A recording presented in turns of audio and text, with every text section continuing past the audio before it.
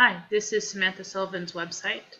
My website is designed to persuade people to recycle their batteries. It's nonprofit sketchwithsam.com, and our main purpose is just convince people to help save the environment, and a lot of the design principles are geared towards doing that. Example, the theme color with the green is to feel more environmentally friendly.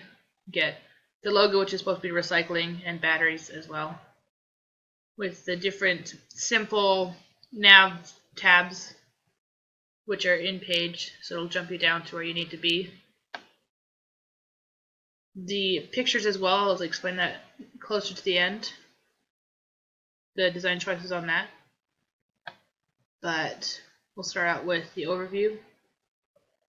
So on the overview, I chose to do centering for mobile for most if not all of my text, because it would transfer over really well to mobile, and it works pretty well, especially because some of my columns, as you'll notice, are alternating. So it makes it simpler. Instead of having it all be left aligned, it makes it simpler when you move them around. Another thing that I did in my designs was to have the alternating columns, so it breaks up the page a little bit and makes it more interesting. And it kind of leads your eye along. If you notice, you get the pictures right here that kind of lead your eye down the page. A lot of spacing. I want it to be a clean feel because that's what we're trying to do, clean up the environment.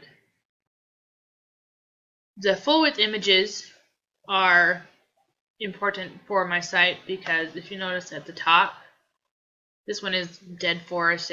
The idea is this is what happens when we don't recycle our batteries, but by the end, the pictures also as well, if you notice, go from dead forest to landfill to the batteries to a green earth, and the whole site is designed to make you more hopeful as time goes on that this is something we can actually do when we recycle batteries. Something interesting that I learned from this was how to work with Divi ID in classes.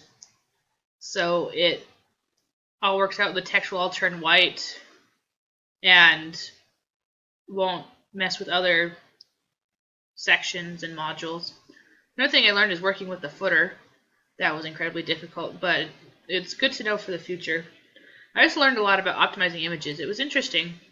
My images here were just a little bit too big, but I downsized them by 1 pixel in the height, and it shrunk them significantly. So that was something interesting I learned. Thank you for looking at my website, and I hope you all had good luck with your projects. Thank you. Bye.